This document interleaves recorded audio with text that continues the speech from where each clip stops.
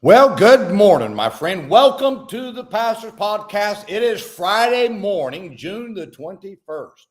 And welcome along with me today as we finish out the week. This is a great day for me. 52 years ago, I believe it was, 51 years ago, I received Jesus Christ as my personal Savior. And boy, I'm thinking 51 years serving the Lord and having the Lord as my Savior. Boy, what a great thing to have. And I'm thankful for that. What a great service we had last night. Again, at our vacation Bible school, I believe we had 43 young people receive Jesus Christ as their personal Savior. And of course, we're looking forward to tonight, finishing it all out tonight. That's what we're looking forward to. And I'm seeing what God can do here. And we finish it out tonight. And of course, tomorrow, soul winning, then Sunday. Then we'll have VBS graduation on Sunday night, and praying that many of the parents will come in to see their children graduate from Vacation Bible School. And I'm going to give just a simple salvation sermon on Sunday night. So I hope that everybody is there on Sunday night. You pray with us, would you? And I'm praying that God will do something mighty. And church members, Maranatha Baptist Church, let's get these people in. Pray for the bus workers and the bus drivers. Boy, they've been working hard this week. These are just lay people. This is what amazes me. Just lay people, but they're going out and they're picking up children, and they're here 3:30. They're going straight from work to the bus route to pick up children, bring them in. We have VBS. Then they go right back out. Many of them are. I know a couple of the routes don't get home till about 9:30 at night. And but I appreciate all of their efforts, and I'm just grateful for those who've really put the effort in. Boy, I think God's going to pay them a great dividend. I'd hate to be a lazy bum that sat there and never saw this happen. I really would. And I'm thankful for those who give everything that they can to see it happen, and looking forward to a great time there. Well, today, let's talk about something from Esther chapter 2 and verse 20. It says, Esther had not showed her kindred nor her people, as Mordecai had charged her. For Esther did the commandment of Mordecai, here it is, like as when she was brought up with him. Now, though Esther had her issues. Let's just face it. I know a lot of people think she's a great Christian lady. I don't think that she was as great as everybody thinks she was. She eventually got there, but for a while she was not. But I do believe that one of her wisest traits was that she knew how to follow her advisor's advice. Now, when Esther went through schooling to be the next queen, in Esther 2:15, says about her that she required nothing but what Haggai, the king's chamberlain, the keeper of the women, appointed. Esther followed whatever Haggai advised her to do, which resulted in her becoming the queen. In the verse I just read to you, Esther did the commandment of Mordecai, like as when she was brought up with him. So this trait of following the advice of those who were her advisors in life ultimately benefited the Jews and her future for good.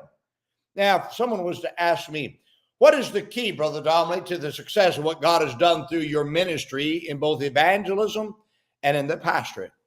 This is what I would tell them. I would tell them that I followed the advice of those who trained and tried to help me. That's one of the greatest things. That's the greatest key that has helped me as I've pastored, as I was an evangelist. When I was in evangelism, my pastor advised me to get away from being known as a youth speaker. So, because as an evangelist, he says, if all you are is a youth speaker, you'll only be pulled in for that. He says, one day you're going to get old. People aren't going to want you to speak to the youth. He says, so become known as someone who could preach to everybody. I followed his advice. What great advice he gave me. He said that it would allow my ministry to be effective my entire life. Now, I followed his advice. It benefited me in staying booked. It also helped me influence more people. I can remember when my pastor, Brother Hiles, advised me to stop doing the 5-day meetings. He said, let's get it down to 2 or 3 day meetings. And I followed his advice. And to his credit, what he taught me, I followed it, and God blessed. Now, when I became pastor here at Maranatha Baptist Church, I chose not to recreate a will that was a successful will.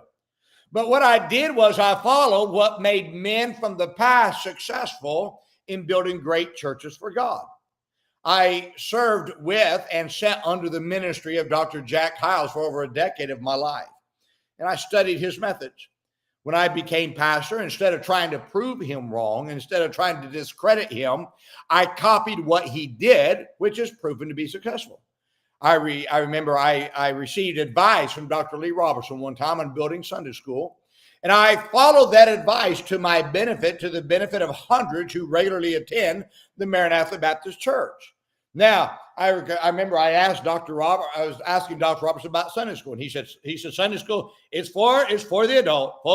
He says, you get mom and dad to come. He says children will come, so make Sunday school for the adults. That's what I've done here at Maranatha Baptist Church. We've increased our adult Sunday schools and it's grown our children's Sunday schools. Now, my success is not because I'm smart, but I'm smart enough to know that I don't know everything.